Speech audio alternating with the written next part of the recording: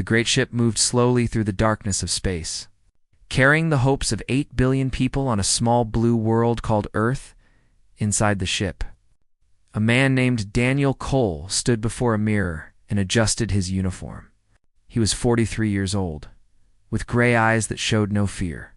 Even though he carried the weight of humanity's future on his shoulders, behind him, a young woman named Catherine Mills was reading through documents on her tablet. She had been his aide for 3 years, and she knew how important this day was. The Galactic Council had finally invited humanity to speak. After 200 years of being ignored, after countless requests for membership that were denied, Earth would finally have a voice among the stars. Ambassador, the Vorthon delegation has filed another motion to remove us from the council session, Catherine said without looking up.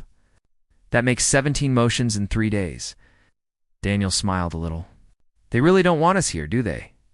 The Vorthon were an insectoid species with hard shells and clicking mandibles. They had controlled the council's military committee for 500 years. They saw humanity as a threat to their power. Humans expanded too fast, they said. Humans were too aggressive, too unpredictable, too dangerous to be trusted with a seat at the galactic table. The High Chancellor denied their motion again. Catherine continued. But Chieftain Kesix wants to meet with you privately before the session begins. No, Daniel said firmly. If Kesix wants to talk, he can do it in front of everyone. I'm done with private meetings and secret negotiations. Humanity has played their game for 2 centuries, and it got us nowhere. Catherine nodded. She understood.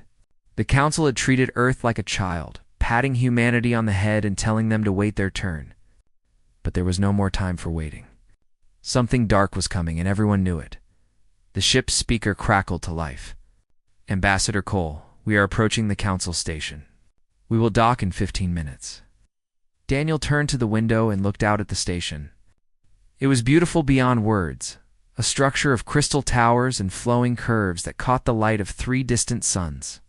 The station was 12,000 years old, built by species that had mastered space travel while humans were still living in caves. Thousands of ships surrounded it, vessels from 100 different worlds, each one representing a civilization that had earned its place among the stars. And there, barely visible among the great cruisers and transports, was the small cluster of human ships. Their fleet looked like toys compared to the massive vessels around them. Their technology was primitive by galactic standards. By every measure the Council used to judge worth, humanity was nothing. But Daniel Cole knew something that the Council did not understand. He knew that worth could not be measured by the size of ships or the power of weapons. He knew that humanity had something inside them that no technology could match. Catherine, he said quietly, do you know why the Council finally invited us? She hesitated. The official reason is to discuss our application for associate membership. And the real reason? Catherine put down her tablet. The Kathrani swarm. They've taken 14 star systems in the past year. The Council's defenses are collapsing. They need soldiers, Ambassador. They need bodies to throw against the enemy. Daniel nodded slowly. The Kathrani were a nightmare that had emerged from the dark spaces between galaxies. They were part machine, part living creature, and entirely dedicated to one purpose: consumption. They ate planets, stripped them bare, and moved on to the next. No species had ever stopped them. No weapon had ever slowed them down for long, and now they were coming for the heart of civilized space. They want us to die for them, Daniel said. They ignored us for 200 years, and now they want our blood. Will you give it to them? Catherine asked. Daniel was silent for a long moment. Outside the window, the council station grew larger as their ship approached. He could see the docking bays opening, the lights flashing to guide them in. In less than an hour, he would stand before the most powerful beings in the galaxy and speak for all of humanity. I will give them something, he said finally, but it won't be what they expect. The ship shuddered slightly as it connected with the station's docking clamps. Daniel took a deep breath and checked his uniform one last time.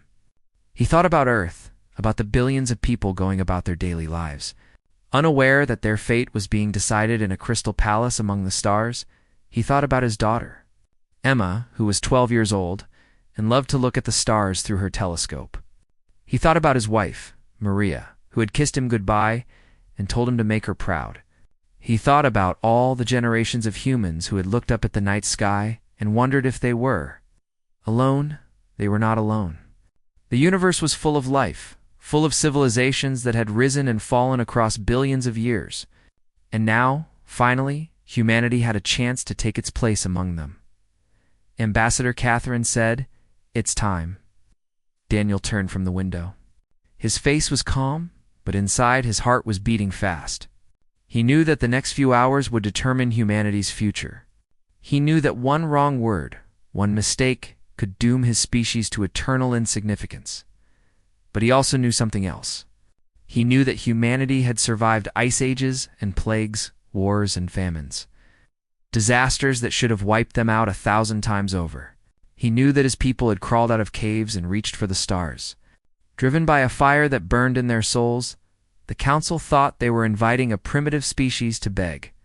For scraps from the galactic table, they thought humanity would be grateful for any crumbs they were offered. They thought Earth's ambassador would bow and scrape and promise whatever was necessary to gain their approval. They were wrong. Daniel Cole walked through the airlock and onto the council station. The corridor ahead was lined with representatives from a dozen species, all watching the human with curiosity or contempt. He met their eyes without flinching. He walked with his head held high. Behind him, Catherine fell into step. She carried a small case containing documents and data crystals. Everything they had prepared for this moment. Months of work, years of planning, all leading to this single day. "Remember," Daniel said softly as they walked, "no matter what happens in that chamber, we don't back down. We don't apologize. We don't beg, yes, Ambassador. They've been looking down at us for 200 years. Today, they're going to look us in the eye." The great doors of the council chamber loomed ahead, 20 meters tall and carved with symbols representing every member species. Guards in ceremonial armor stood on either side, holding weapons that could vaporize a human in an instant. Daniel Cole stopped before the doors. He took one last breath. He thought of Emma looking through her telescope, dreaming of distant worlds. Then he stepped forward, and the doors opened before him. The council chamber was the largest enclosed space Daniel Cole had ever seen. The ceiling rose so high that clouds actually formed near the top, drifting slowly in the artificial atmosphere. The walls curved upward in gentle slopes, covered with galleries where representatives from 100 worlds sat and watched. Daniel walked alone toward the center of the chamber. His footsteps echoed on the polished floor, each sound swallowed by the vast emptiness around him. Catherine remained at the edge of the room with the other aides and assistants. This was his moment. He would face the council alone. Above him, the ceiling displayed a map of the known galaxy. Billions of stars glowed softly, and the territories of the council's member species were marked in different colors. Daniel looked for Earth's holdings and found them near the edge, a tiny cluster of pale blue dots that were almost invisible among the great empires surrounding them. High Chancellor Elvern sat on a raised platform at the chamber's center. She was a tall, thin being with skin that glowed faintly with inner light. Her species, the Luminari, had founded the council 12,000 years ago. They were known for their wisdom and their patience, though Daniel suspected that patience was about to be tested. "The council recognizes the human delegation," Telverin announced. Her voice was soft, but carried clearly to every corner of the room. "Ambassador Daniel Cole of Earth, you may address this body." Daniel bowed respectfully, then raised his head and looked around the chamber. He saw the Vorthan delegation in their section, their insectoid bodies clicking and shifting with barely contained hostility. He saw the aquatic Malori floating in their water-filled observation tanks. He saw the ancient preservers, beings of living stone who had witnessed the rise and fall of 1,000 civilizations. All of them were watching him. All of them were waiting to see what this primitive human would say. "High Chancellor," Daniel began, his voice steady. "Distinguished representatives, thank you for inviting humanity to speak before this council." He paused, letting his words echo through the chamber. "But I think we all know why I'm really here. My species has been asking for membership in this council for 200 years. We've been denied every time. We've been told that we're too young, too aggressive, too primitive to sit among the great civilizations of the galaxy. A murmur rippled through the galleries. Such direct speech was rare in council proceedings, where everything was usually wrapped in layers of diplomatic language. So why invite us now? Daniel continued. What changed? He pointed upward at the galactic map. A region of darkness was spreading across one edge, consuming stars like a disease, a Kathrani swarm. That's what changed. They've destroyed 14 systems in the past year. They've killed billions of sentient beings, and they're coming closer every day. Chieftain Kezix rose from the Vorthan gallery. His mandibles clicked angrily as he spoke. The human speaks out of turn. He has not been given permission to discuss military matters. I speak as I must, Daniel replied calmly. My world has been ignored by this council for 2 centuries. We've been treated like children, told to be patient and wait our turn. Now, suddenly, when the swarm threatens your borders, you remember that we exist. You should be grateful for the invitation, Kezix snapped. Your species has done nothing to earn a place among us. Daniel felt a flash of anger, but he kept his face calm. Nothing? We cured the Valasian plague that killed 30 million of your own people. We shared our agricultural techniques with the starving worlds of the outer reach. We opened our hospitals to refugees from conflicts that had nothing to do with us. He turned slowly, addressing the entire chamber. We asked for nothing in return. We helped because it was right, because we believed that was what neighbors should do. And still you denied us. Still, you looked down on us. Chancellor Telvrin raised her hand for silence. Ambassador Cole, the Council acknowledges humanity's contributions to galactic welfare. But Chieftain Kezix raises a valid concern. Your military capabilities are limited. Your fleet is small. Your technology is inferior to most species here. The Kathrani have destroyed armadas that dwarfed anything you could send against them. Oh? Daniel nodded slowly. You're right, Chancellor. By every measure this council uses to judge strength, humanity is weak. Our ships are slower. Our weapons are less powerful. Our numbers are fewer. He let the words hang in the air for a moment. But there is something your measures cannot capture. Something that the Kathrani will learn, just as every enemy of humanity has learned throughout our history. And what is that? Telvrin asked. Daniel's voice dropped low, but it reached every corner of the vast chamber. We do not know how to give up. Even Kezix stopped his angry clicking and stared at the human with something like confusion. I don't mean that as boasting, Daniel continued. I mean it as simple fact. My species has faced extinction many times. Ice ages that froze our world. Plagues that killed half our population. Wars that could have destroyed us completely. Every time, by any logical calculation, we should have surrendered. We should have accepted our fate and disappeared into history. Shook his head slowly. We didn't. We couldn't. There is something in the human soul that refuses to accept defeat even when defeat is certain. We call it many things. Stubbornness, courage, foolishness. But whatever name we give it, it has kept us alive when we should have died 1,000 times over. The Preserver delegation stirred, their stone bodies grinding against each other. One of them, a being so old that moss grew in the cracks of its form, spoke in a voice like grinding rocks. We have observed many young species make similar claims. Most of them are gone now. I know, Daniel said. And maybe humanity will join them someday. Maybe we'll face an enemy we truly cannot defeat, and our stubbornness will only delay the inevitable. He looked directly at the ancient being. But that day is not today. And the Kathrani are not that enemy, Kezix laughed, a harsh clicking sound. You speak as though you know something we don't. The swarm has consumed civilizations far older and more powerful than yours. What makes you think humanity is different? Daniel smiled, and there was something in that smile that made several delegates lean back in their seats. Because we've been preparing for this, he said. For 70 years, since our astronomers first detected the swarm's approach, we've been getting ready. While you debated and argued and filed your motions, while you closed your borders and denied our requests, we were building. We were training. We were making ourselves ready for the darkness that was coming. The chamber erupted in shocked murmurs.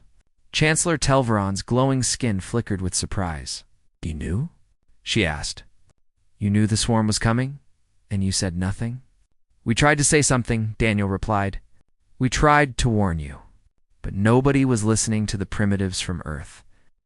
He looked around the chamber one more time, meeting the eyes of every species he could see. "Now you're listening. The question is, what are you going to do about it?" The silence in the council chamber was complete. Not a single delegate moved or spoke. Even the air seemed to hold still as Daniel Cole's words settled over the assembly like a weight. Then Chieftain Keezix broke the silence with a harsh, clicking sound. "This is absurd. The human claims his primitive species knew about the swarm before we did. Impossible. Our detection networks are the most advanced in the galaxy." "Your detection networks look inward," Daniel said calmly. "They monitor your borders, watch for threats from known enemies. You never thought to look at the spaces between galaxies, the empty voids where nothing should exist." He activated the holographic display on his podium. Instead of star charts, an image of Earth appeared, floating blue and beautiful in the darkness. "My people have always looked outward," he continued. "For thousands of years, we stared at the night sky and asked questions. What's out there? Are we alone? What lies beyond the light of the stars?" He changed the image, showing an ancient stone structure on Earth, circles of massive rocks pointing at the heavens. "We built monuments to track the movements of the stars before we had writing. We dreamed of other worlds before we knew what worlds were.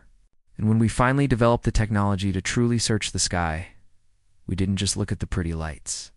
We looked at the darkness between them." Chancellor Telveron leaned forward, her luminescent skin pulsing with interest. "What did you find?" "At first, nothing. The voids between galaxies seemed empty, just as everyone assumed. But our astronomers kept watching. They noticed tiny disturbances, patterns in the cosmic background. Radiation that shouldn't exist." Daniel brought up a new image, a visualization of space showing subtle ripples spreading across the void. "The Cathroni don't just consume planets. They consume everything, matter, energy, even the structure of space itself. And they leave traces. Tiny scars in the fabric of reality that are almost impossible to detect unless you know what to look for." "Oh, why didn't you share this with the council?" asked one of the Mallory delegates, her voice bubbling through the translation system. Daniel's expression hardened. "We tried. 70 years ago, our astronomers sent their findings to every major species in the council. They warned that something was coming, something that would threaten all life in the galaxy." He paused, letting the silence stretch. "Do you know what response we received?" "Nothing. Silence. A few polite acknowledgments that our message had been received, followed by absolute indifference. The great civilizations of the galaxy didn't want to hear warnings from primitive humans who had barely figured out faster-than-light travel." Several delegates shifted uncomfortably in their seats. Even Kezik seemed to have lost some of his aggressive posture. "So we stopped asking for your help," Daniel continued. "We stopped begging for a seat at your table. Instead, we focused on preparing ourselves. We knew the swarm would come eventually, and we knew that when it did, we would have to be ready to fight alone." He changed the display again, showing human ships, weapons, training facilities. "For 70 years, our entire civilization has been quietly building for war. Every advance in technology, every new ship design, every generation of soldiers has been created with one purpose in mind: to face the Cathrani and survive." "This is fascinating," Chancellor Telveron said. "But I must ask, what did you develop that makes you believe you can succeed where others have failed? The swarm has destroyed species with technology far beyond your own." Daniel nodded slowly. "You're right. We can't match your firepower. We can't match your numbers. But we've developed something else, something that might make the difference." He reached into his uniform and pulled out a small data crystal. "This contains the complete specifications of humanity's military forces. Our ship designs, our weapon systems, our tactical doctrines. All of it." He placed the crystal on the podium. "I offer this freely to the council, regardless of how you vote on our membership. Because the swarm doesn't care about our political disputes. They'll consume us all equally, whether we stand together or apart. Kesix made a dismissive gesture. And what revolutionary technology could humans possibly have developed that our scientists missed? Several things, actually, Daniel said. First, FTL jamming fields. The swarm uses a form of faster-than-light communication to coordinate their attacks. We've developed technology that disrupts those signals, forcing them to act independently. It doesn't stop them, but it slows them down and makes them less efficient. The delegates stirred with interest. The swarm's perfect coordination was one of their most terrifying abilities. Second, we've developed kinetic acceleration weapons that can penetrate their armor. The swarm adapts quickly to energy weapons, but simple mass moving at extreme velocities is harder to evolve defenses against. Primitive, but potentially effective, admitted one of the preserver delegates. Third, and most importantly, we've developed something we call adaptive combat doctrine. Daniel's voice grew more intense. The swarm learns from every battle. They study their enemies and develop counters to every tactic. Most species respond by trying to create bigger weapons, better shields, more powerful ships. They try to overwhelm the swarm with raw power. He shook his head. That doesn't work. The swarm can always adapt to straightforward attacks. But humans have spent our entire history fighting each other. We've developed an instinct for unpredictability, for changing tactics in the middle of battle, for doing the unexpected. Daniel looked around the chamber. We don't fight with preset programs or predetermined strategies. Every human commander is trained to think independently, to improvise, to surprise. Against an enemy that learns patterns, our greatest weapon is our refusal to have patterns. Chancellor Telverin studied him for a long moment. You speak with confidence, Ambassador. But the swarm has destroyed confident species before. I know, Daniel said. I've studied the records. I've read about the fall of the Centauri Empire, how their fleet was the largest ever assembled, and how the swarm consumed it in 3 days. I've read about the methodical, artificial intelligence species that calculated their optimal strategy to 16 decimal places and still lost everything. He stepped closer to the center of the chamber, his voice rising. Do you know what all those failed civilizations had in common? They all believed in calculations.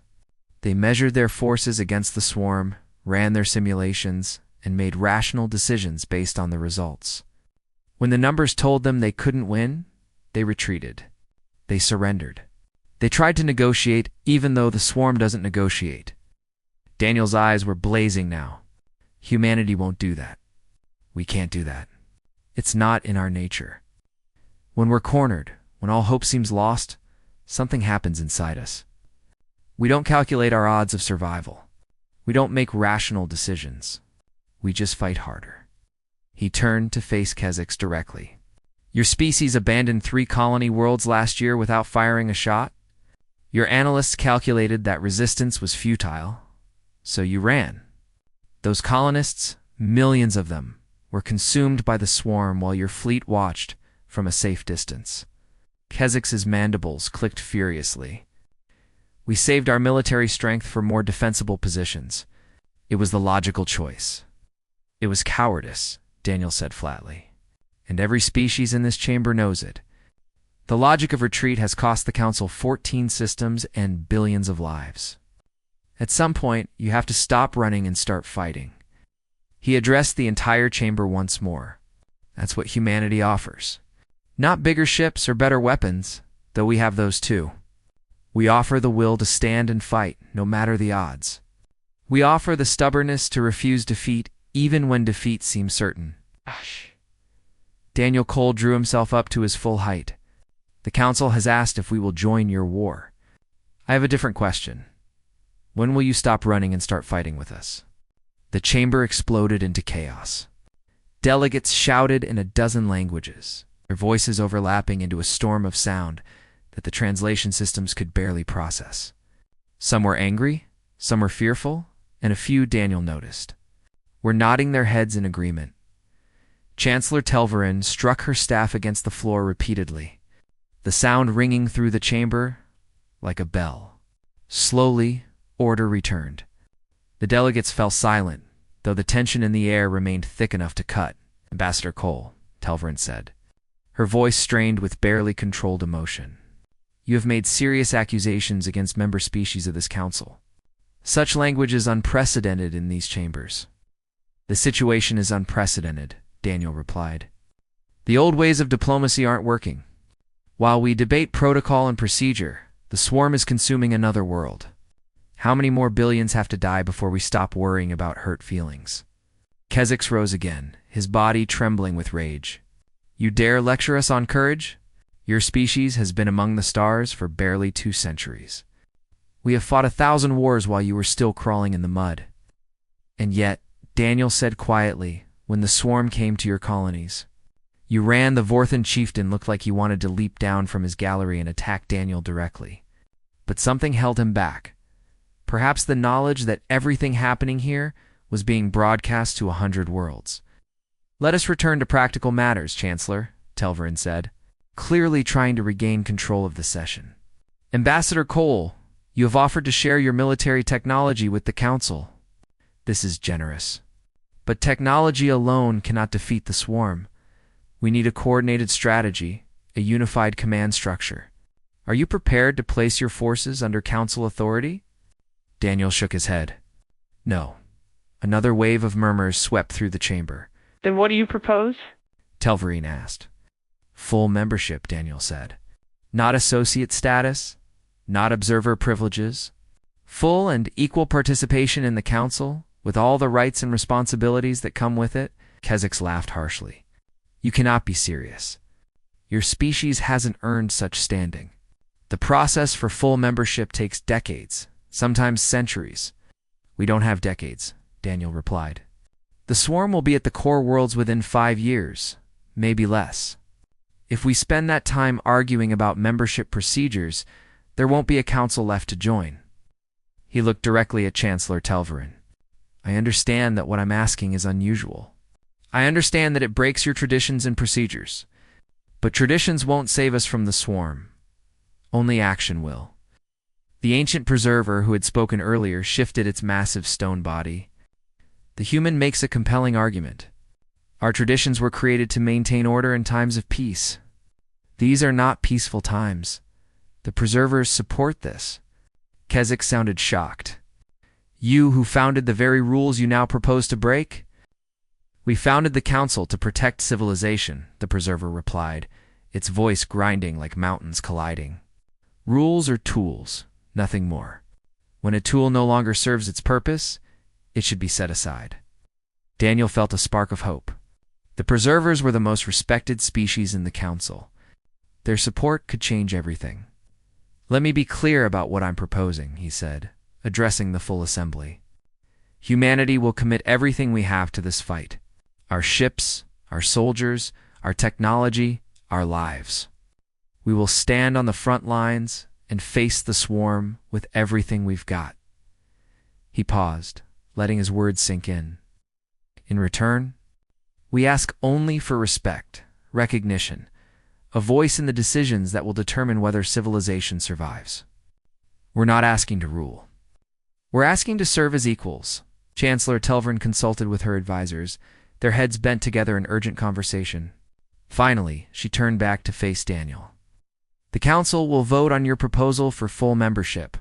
But I must warn you, Ambassador, this requires a 2/3 majority. Many species will be reluctant to break with traditions so dramatically. I understand, Daniel said. But before you vote, I want to show you something. He activated the holographic display once more. This time, instead of data or images, it showed a recording. A human woman in military uniform appeared, standing on the bridge of a warship. This is Admiral Lisa Harper, Daniel said. She commands humanity's first fleet. This recording was made 3 days ago. The image of Lisa Harper began to speak. Her voice was calm and steady, her eyes looking directly at the camera as if she could see through it to the council chamber itself. To the Galactic Council, she said, I know that Ambassador Cole is speaking to you today. I know that many of you doubt humanity's ability to face the swarm. I want to show you something that might change your minds. The recording shifted to show the exterior of a massive space station. Surrounding it were hundreds of human warships, their hulls gleaming in the light of a nearby star. "This is Station Omega," Lisa Harper's voice continued. "It's the headquarters of humanity's military forces. Right now, 300,000 human soldiers are stationed here, training for war against the swarm." The view changed again, showing soldiers in combat exercises, pilots flying through obstacle courses, engineers building weapons. These men and women know what they're signing up for. They've seen the reports from the front lines. They know that fighting the swarm means probable death, and they volunteered anyway. Lisa Harper reappeared on screen, her face solemn. "I've been asked why humans would choose to fight when the odds are so bad.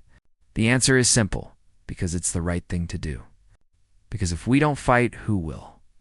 Because somewhere out there, on worlds we've never seen, children are looking up at the stars and wondering if anyone will save them."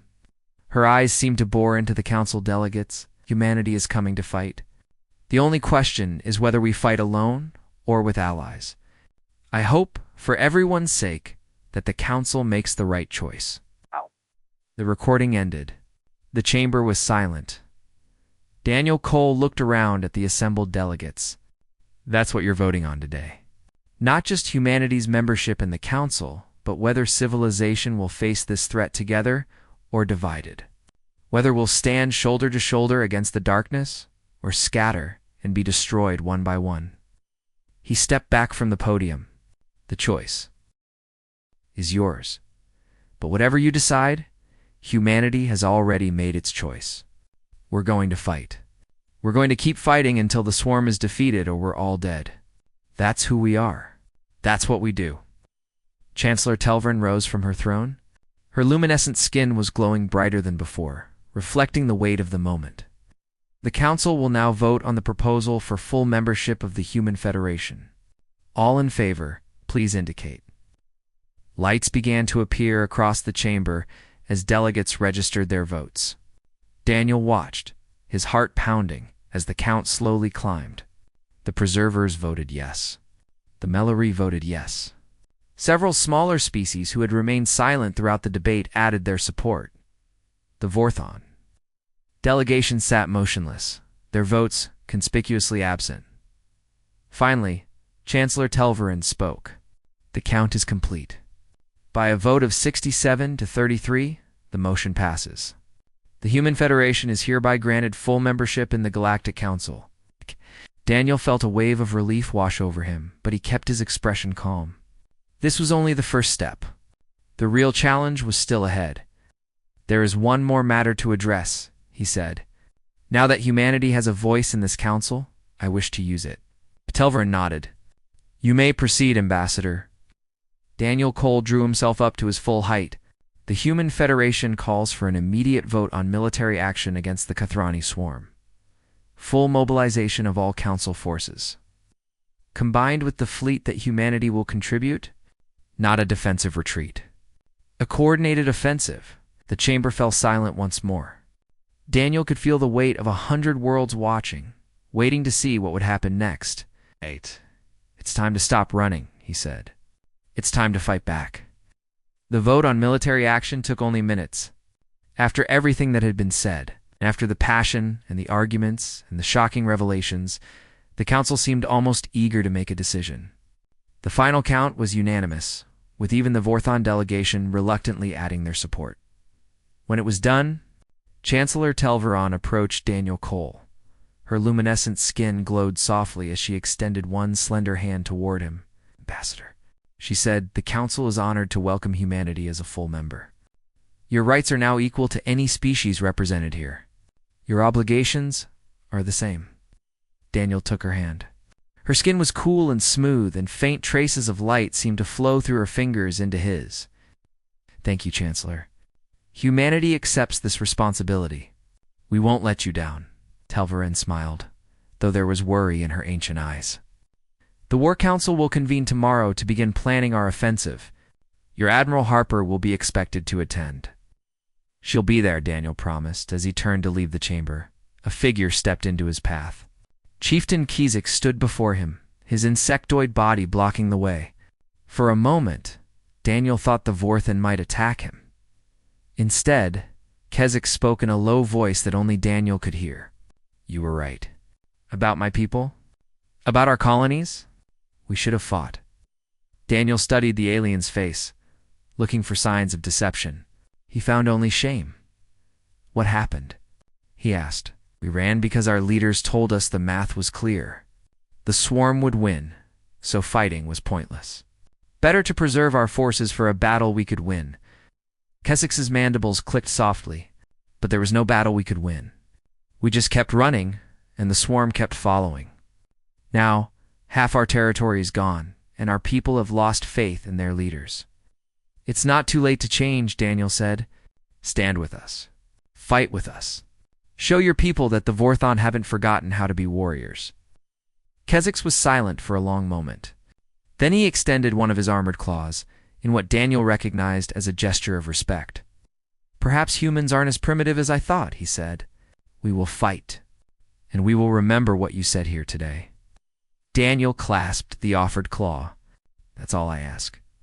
6 months later, Daniel Cole stood on the observation deck of the flagship Spirit of Earth, watching the largest fleet in galactic history assemble for battle.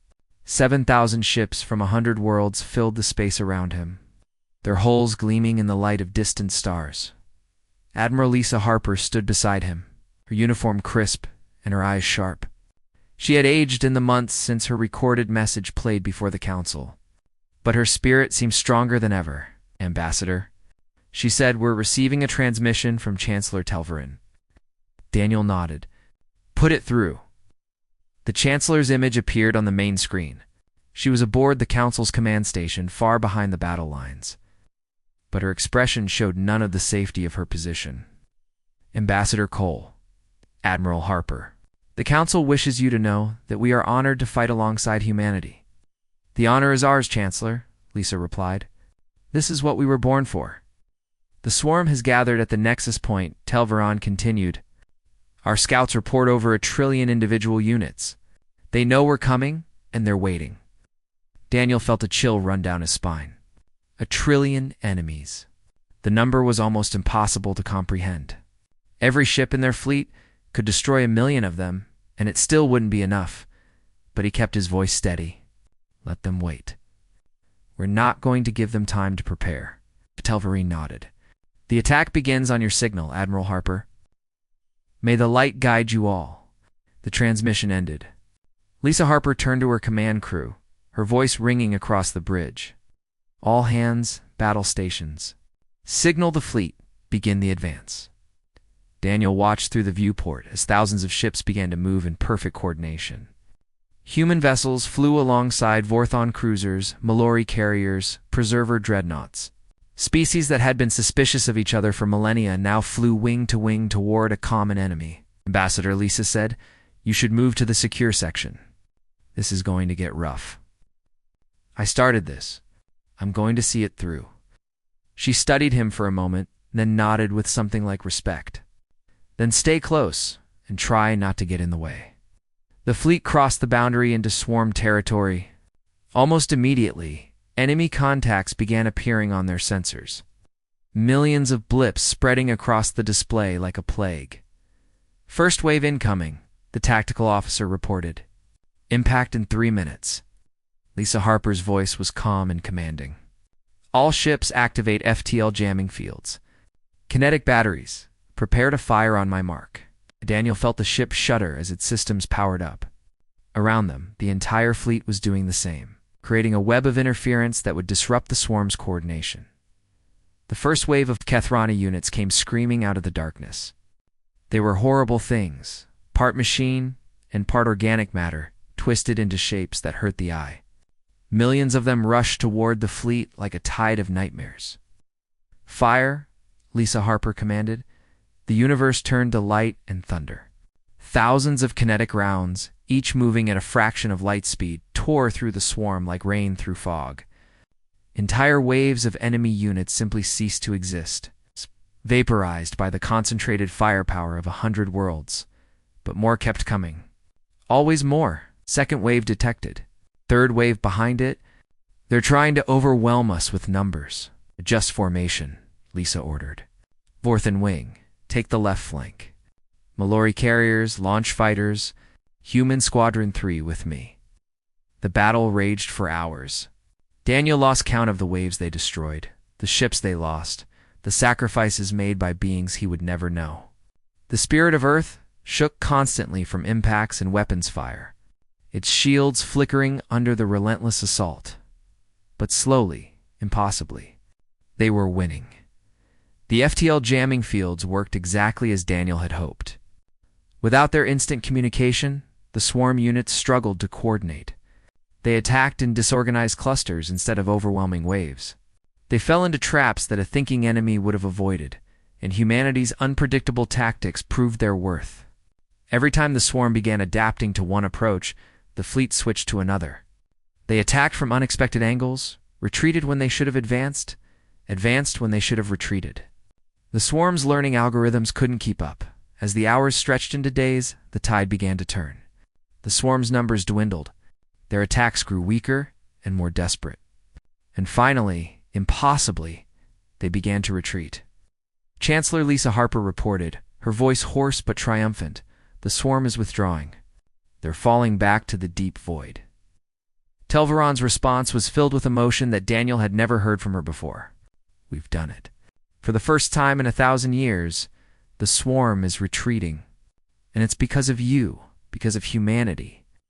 Daniel Cole looked out at the battlefield, at the debris of millions of destroyed enemy units. At the damaged but surviving ships of the Allied fleet, he thought about his daughter Emma, back on Earth. Looking up at the stars through her telescope, he thought about all the children on all. The worlds who would now have a chance to grow up, to dream, to reach for the stars themselves. "It's not over," he said softly. "The swarm will be back. They'll adapt and learn and try again." Lisa Harper nodded.